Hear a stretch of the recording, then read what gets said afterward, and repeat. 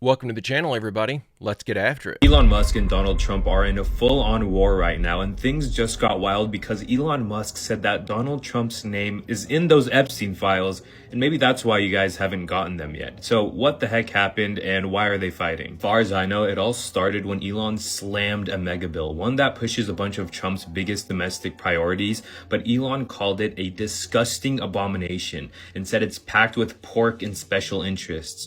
Trump fired back, saying the bill is big and beautiful, and then he threatened to cut off all of Musk's government contract and subsidies, including money that goes to Tesla and SpaceX. I'm obviously summarizing all of these tweets, but you can get the full details on X. But Elon didn't stop there. He accused Trump of being ungrateful, claiming that Trump would have lost the election without his support, and even hinted at starting a new political party. Very curious to know what you guys think about that one. But then the bombshell. Elon posted that Trump is in the Epstein files. He said that's the real reason they haven't been released. He hasn't posted any evidence of that, but he did say mark this post for the future, and he's posting a lot of clips of Trump and Epstein.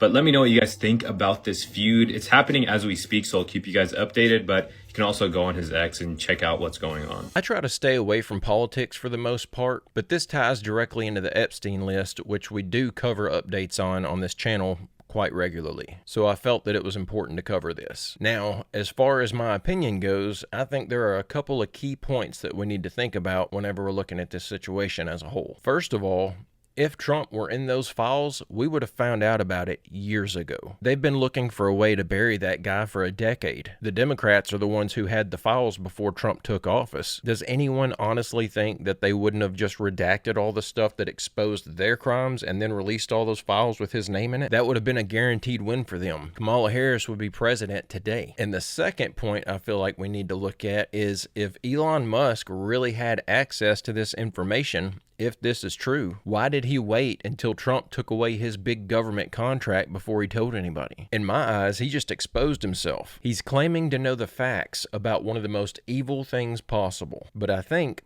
without realizing what he was saying, he pretty much just told everybody that he was willingly keeping quiet about child abuse for political gain. Then, when it benefited him, he spilled the beans. I'm not defending Trump and saying that he's completely innocent here. There would literally be no way for me to know that until they make good on their promise and release those Epstein files. But this certainly seems very suspicious to me. I hate to be the one to say it, but this is not the bombshell that Elon and everybody else thinks it is. Okay, come on, Trump is 100% in the Epstein files. We all know this already.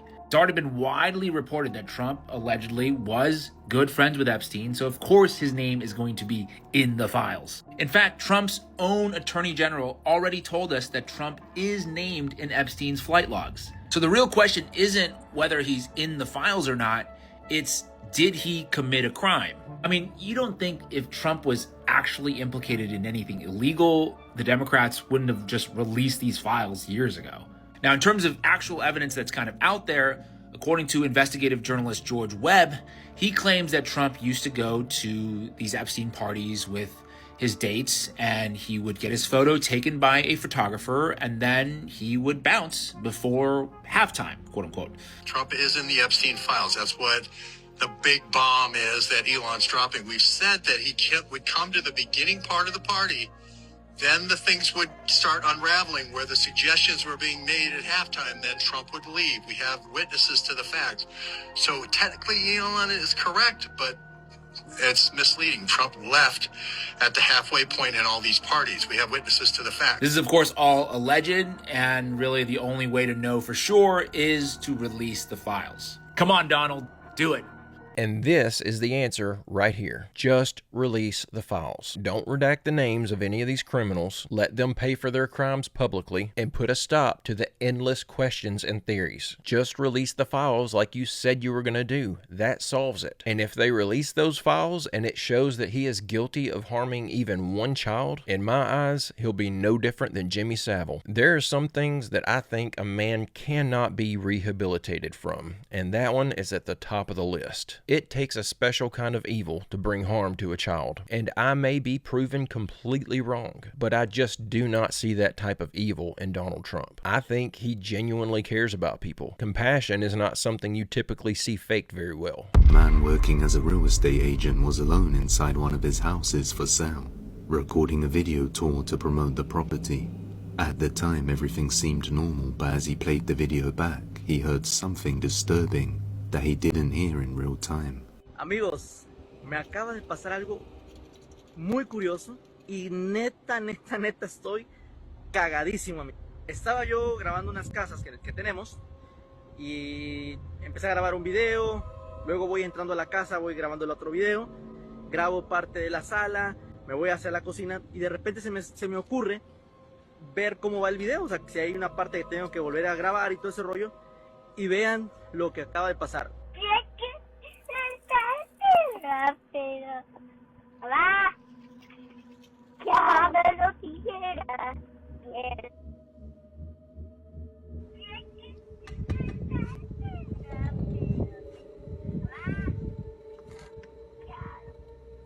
En la casa.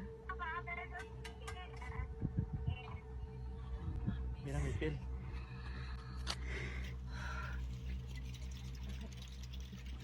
La neta, de verdad, no les estoy mintiendo.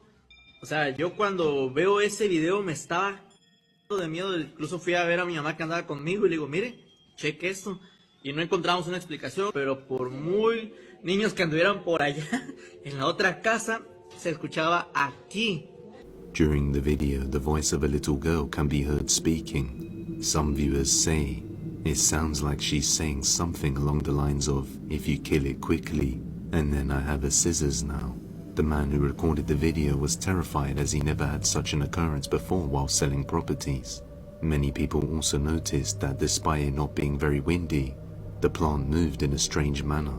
The house itself is fairly new, but the history of the area itself remains unknown. This guy either picked up a really weird ghost of a little girl threatening him with a pair of scissors, or something got corrupted whenever he saved that video file and it got blended with another video or something. Maybe the audio off another video clip got blended with this one somehow. I don't know that that's even possible though. I've never seen any examples of that happening that I can recall. This is a wild one though. I love coming across stuff like this that doesn't have an immediate simple explanation. I'm going to lean toward this one being legit and assume that we just have something here that's just simply not explainable. Hey, don't forget to click like and subscribe if you haven't already, and check out my merch store at barry-stepp.com. You ever heard of the dude named Walter Russell? No. Just want to preface beforehand, he was not a Christian. In 1926, he had a 39-day period of cosmic illumination. He was basically in like a trance. There was this being that came to him and was teaching him everything about the universe. Okay, so this wasn't self-induced. No. Something visited him? So he said he had direct union with the universal consciousness. And what this thing told him was that everything is actually made up of light. It's not physical. Like our life that we're experiencing right now is just a projection of this universal consciousness. So we're basically living inside the consciousness of this God. Yeah. But he like was writing out like math formulas and stuff to like prove this advanced science, but this dude had no scientific background. He's like, this is just what they showed me. He said that humanity needed to live in alignment with the universal law and divine order, or it would suffer chaos, war, and collapse. He was ignored and dismissed by everyone in mainstream science. But this is where it gets weird. Nikola Tesla approached him and he said, keep your ideas secret until you have proof. He said, you should lock them up in a safe for 1,000 years. That's cool. And then that's it. I do love that. That's a great way to get somebody to not talk to you, though. Yeah.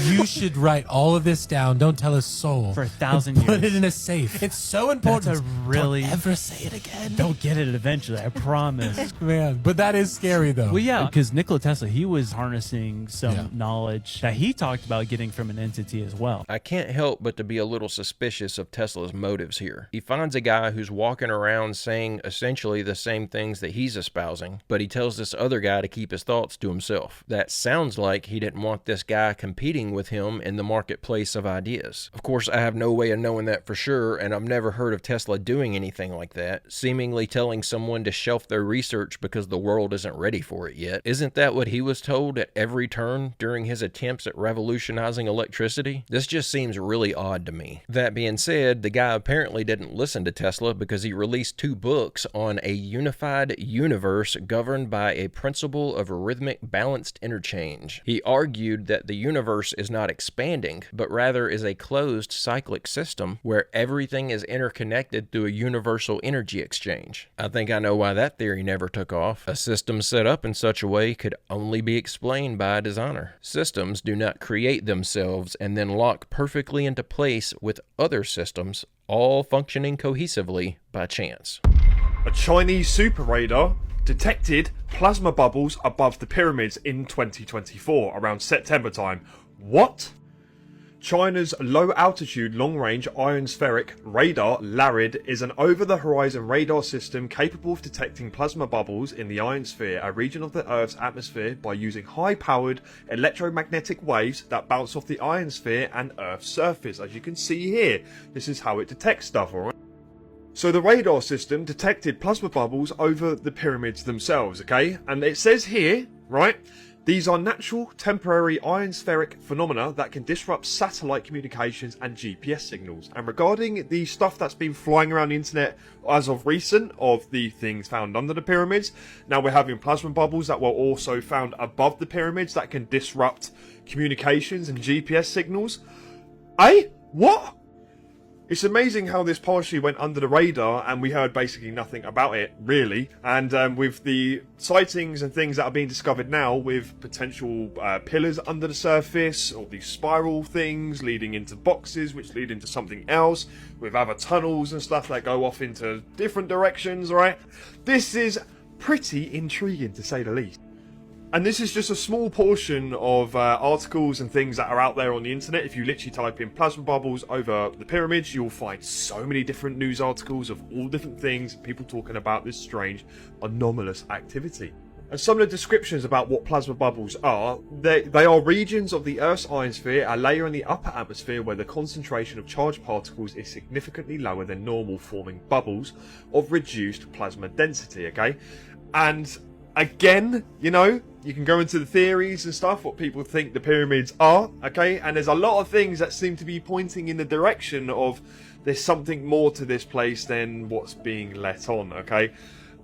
I don't know, man. Like, you guys check this out and do a little bit of the mathing and let your brain tick over and throw some things out there, and I don't know.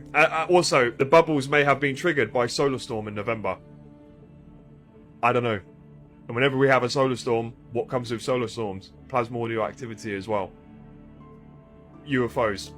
I don't know, bruv. Here's an idea I've never heard thrown around. What if those pyramids are designed to interact with the sun in some way? If they're producing plasma, or emitting it at least, maybe those pyramids are some sort of energy channeling device that captures energy from the sun and then stores it in these massive batteries below the surface. Those coiled shafts that they've discovered with radar below the surface kind of looks like coils I've seen on some batteries. I know that it's been proposed by many people that it could be some sort of energy generator. But what if they were just simply used to collect and store energy from the sun? The outer layer of the pyramids were originally covered in a specific type of limestone called Tura limestone, which is considered to be the finest and the whitest Egyptian limestone. Looking at the details on its energy absorption properties, though, it almost appears that this would have had the exact opposite effect if you're trying to store energy from the sun. Plus, it was reportedly polished to a smooth surface, which would have cut down on the absorption of the sun's rays even more. But limestone can collect and retain ionizing radiation in the form of gamma rays or UV light. However,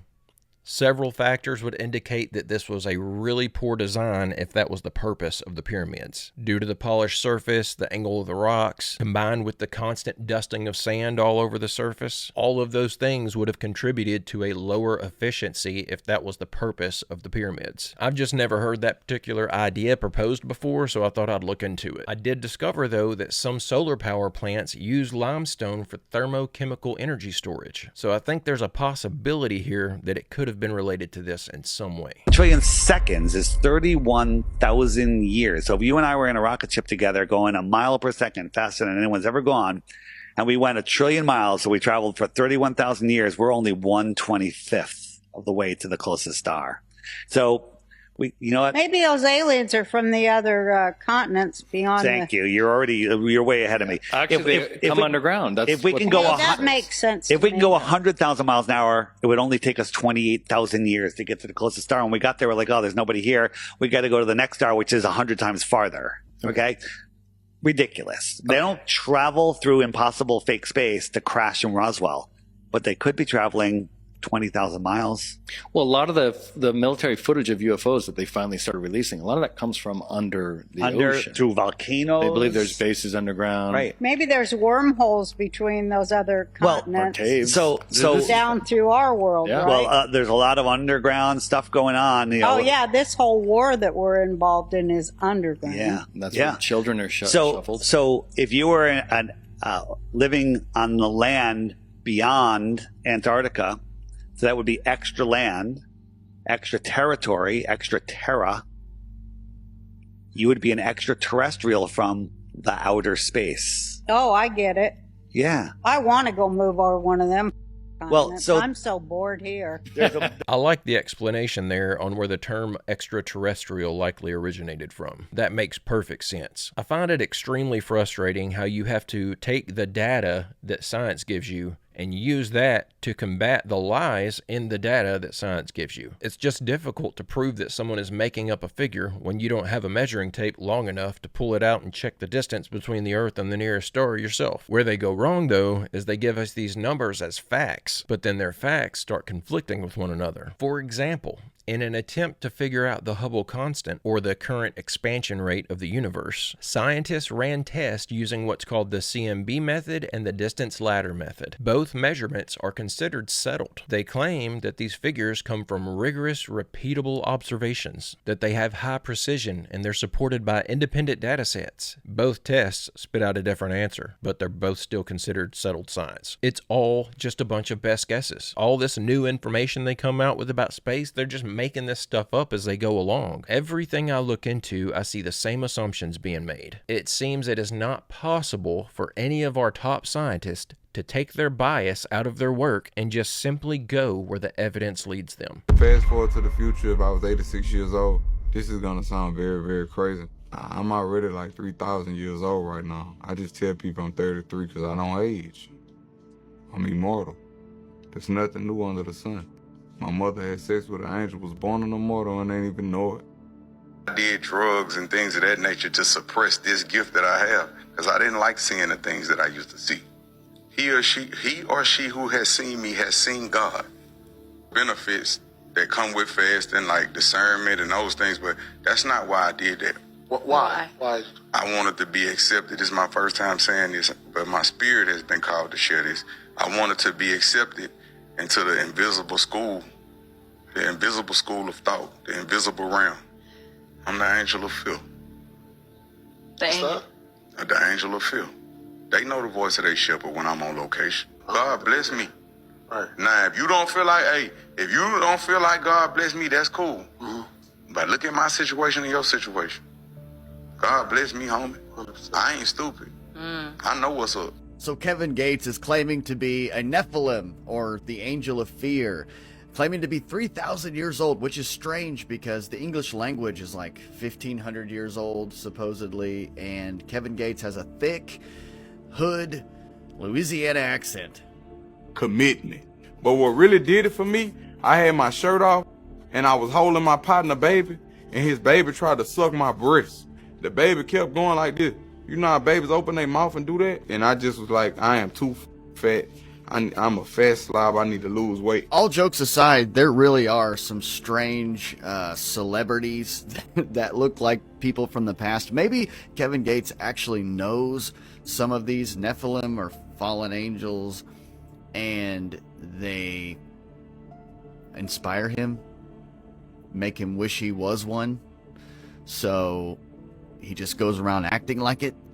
But no, he's not 3,000 years old. He's not the Angel of Fear. Kevin Gates is an imposter. I believe a man full of pride and honestly probably scared to death on the inside. but there are some weird figures of history that seem to be living today, at least vicariously through other people. I had to go look this guy up. I've never heard of him before. I found a podcast where he's talking about fasting for 42 days, entering the celestial court, and peeking behind the fourth veil. This guy's spitting out all kinds of nonsense. I think this guy watched a few YouTube videos and saw that there was an uptick in public interest surrounding these topics, so he just decided to get on board with the Nephilim train. I wanted to hear this guy talk and see how well researched he is. I figured, at the very least, if this guy is well researched, maybe I can learn something from him. Maybe he'll say something that will clue me into a direction to start digging in. But it takes about 3 sentences for you to realize this guy's just making it up as he goes along. You can literally see it in his face when he's trying to think of what lie to tell next. There's nothing here. This is just some rapper with next level self-idolization. When I first went down the Antarctica rabbit hole and I put it together, connecting the dots, that, okay, well, that's what Antarctica is they're hiding this closed system, and that must be what it was all about. The deeper I got into it, the more I was blown away by the details. And that is, in the 1920s, the Germans began forming their own secret society network to gain control over the worldwide secret societies. They believed that the Germanic people were descended of this non-human species. They wanted to make contact with them. Allegedly, they hired a bunch of psychics and intuitives, people with all these gifts, and they recruited them into these societies to do this. Allegedly, they made contact in 1920, and they got a schematics for a flying machine through one of these contacts, written in an ancient German Templar script that they later translated and gave to some German engineers. And then right around the same time, in the early 1920s, they formed a secret society based on space travel. They designed their first prototype, I believe, in the early 1930s on a flying disc. The very well-known Victor Schauberger was actually recruited by the Germans to help develop a implosion type of energy device for these flying machines. According to their contacts with these non-humans, they were driven to Antarctica in the 1930s, where they were told they would find this technology. Right after they went there, they invaded Poland, which is an interesting part of the timeline. In 1942, Los Angeles was swarmed by UFOs. This is very well documented, and it appears as if, when you put this all into perspective, that was the Germans showing that they had the upper hand. Like I said, in the 1920s, they set out to dominate the secret society network, and by 1952, they were showing off in Washington, D.C., being like, look what we got. You're going to have to let us run the show right now. And it seems like they've been running it ever since, at least in the West. This one I have a really difficult time with. Some of this looks suspicious for sure. But if they had this technology back in the 40s, and they had already made significant progress on their plans to take everything over, what could we have possibly done to intervene? If they had this technology nearly 100 years ago, the fact that we won the war doesn't make any sense. I'm not saying this isn't true. There's certainly enough evidence to make it seem plausible. It just doesn't make any sense. If they had this technology that long ago, not only would we have lost the war, but we'd all be very familiar with this technology by now. There's estimated to be hundreds of thousands of hours of video footage from World War II. I just can't help but to feel like if the Germans were fighting us with UFOs, we would have got it on video. Are we being poisoned by our own water supply? Because as many as you know, in the United States, over 70% of public tap water is fluoridated, a practice many experts defend as essential for dental health. But here's the part that they leave out, which is that most developed countries don't fluoridate their water. And somehow their teeth didn't all just fall out. So today we're going to uncover why the so-called experts in the United States are so obsessed with it. In Utah already, they've banned fluoride in drinking water, and this, Mika, can really have devastating consequences for public health and oral health in particular. CBS News also echoed that concern, citing a study claiming that removing fluoride from our water supply could cause 25 million cavities and cost the U.S. $9.8 billion. Alarming numbers for sure, but let me ask you this. When was the last time a U.S. health agency was worried about the cost of sickness? I'll wait. You see, it wasn't until I dug into the history of water fluoridation, and more importantly, who profits from it, that the real reason for all this outrage started to make a lot more sense to me. Let's go back to 1945, when Grand Rapids was the first city to introduce fluoride into its water supply. And then in the coming decades, fluoride was added to most public drinking water in the United States with the claim that it helps prevent tooth decay. But if we take a look at WHO data, tooth decay rates are virtually the same across multiple countries, all getting better regardless of water fluoridation. But for those countries that decided to add fluoride to their water supply, more and more studies are now coming out that are finding adverse impact on cognitive development, among other health issues. Quote, not a subtle finding, they say, and consistent with more than 50 studies. In fact, just last year, a judge in California ruled against the EPA in a lawsuit over fluoride in water, writing, quote, in all, there is substantial and scientifically credible evidence establishing fluoride poses a risk to human health.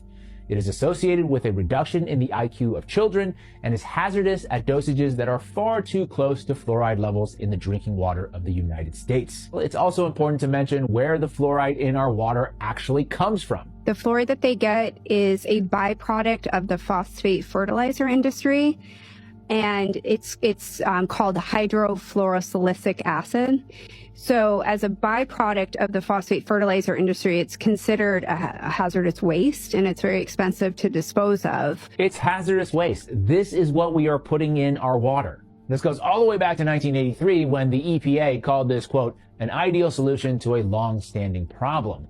And since then, companies like Mosaic, formerly part of Cargill, and a few others sell this byproduct to municipalities for use in drinking water instead of paying to dispose of it as hazardous waste. Great for the bottom line, I'm sure. No surprise here, this all started because someone didn't want to pay their garbage bill. And the level of gaslighting from these reporters here is just next level. Does anyone even listen to these news agencies anymore? I don't know a single person in my private life who isn't very aware of the dangers and the harm that's done by putting fluoride in the public's drinking water. I had assumed that everybody in the country was aware of this, and that's why it's finally being talked about so publicly. But there were 2 independent studies done so far in 2025 by Axios and the Associated Press, but they found that only 29% and 26% of people respectively actually wanted to remove the fluoride from our drinking water. People are gonna buy this propaganda. It is infuriating seeing our news agencies manipulate the public like this, and there's literally nothing you can do about it. These reporters that intentionally deceive the public need to be publicly shamed, and they need to lose their jobs. People don't even care enough about the truth though to even bother looking up the information that's in the article and see if it's true. Sadly,